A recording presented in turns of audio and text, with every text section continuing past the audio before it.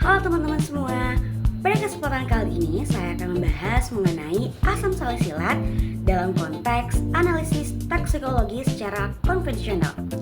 Nah, sebelum membahas pemeriksaannya, kita perlu mengetahui terlebih dahulu apa sih itu asam salisilat.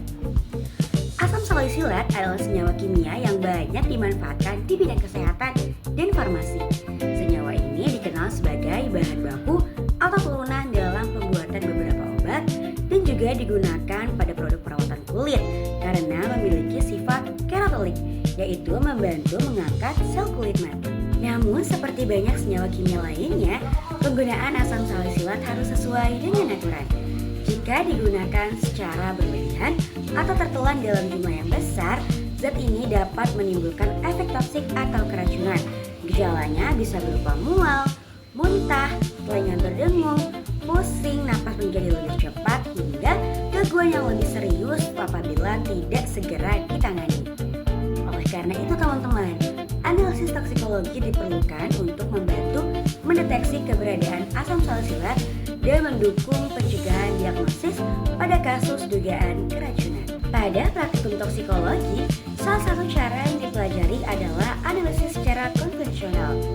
Metode ini memanfaatkan reaksi kimia sederhana untuk mengidentifikasi senyawa.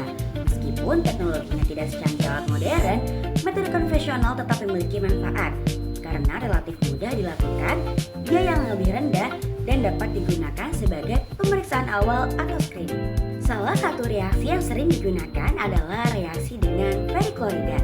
Ketika asam salisilat bereaksi dengan periklorida, akan terbentuk kompleks berwarna ungu atau ungu kebiruan. Nah, perubahan warna ini menjadi indikator bahwa di dalam sampel terdapat gugus fenol yang dimiliki oleh asam salisilat. Dalam proses pemeriksaan, ketelitian sangat diperlukan, mulai dari penyimpanan reagen, pengambilan sampel, hingga pengamatan hasil reaksi harus dilakukan dengan benar. Kesalahan kecil seperti konsentrasi reagen yang tidak tepat atau sampel yang terkontaminasi dapat mempengaruhi hasil pemeriksaan. Sebagai calon tenaga laboratorium medis, kita juga harus memahami bahwa hasil uji laboratorium tidak boleh langsung dijadikan satu-satunya dasar diagnosis. Hasil tersebut perlu dikaitkan dengan kondisi klinis pasien, riwayat penggunaan obat, gejala yang muncul, dan pemeriksaan panjang lainnya.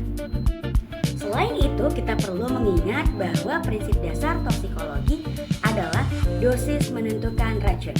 Artinya, suatu zat yang bermanfaat pada dosis tertentu dapat berubah menjadi berbahaya jika digunakan secara berlebihan.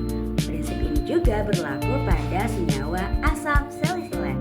Pada praktikum ini, pemeriksaan asam salisilat diawali dengan menimbang sampel sebanyak 2,5 gram atau 2,5 ml.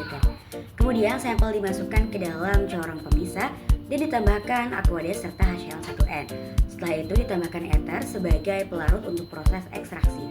Lalu campuran dikocok hingga homogen dan didiamkan hingga terbentuk dua lapisan. Lapisan yang tidak diperlukan dibuang, sedangkan lapisan yang mengandung senyawa target diproses kembali dengan penambahan Aquades dan pemisahan ulang.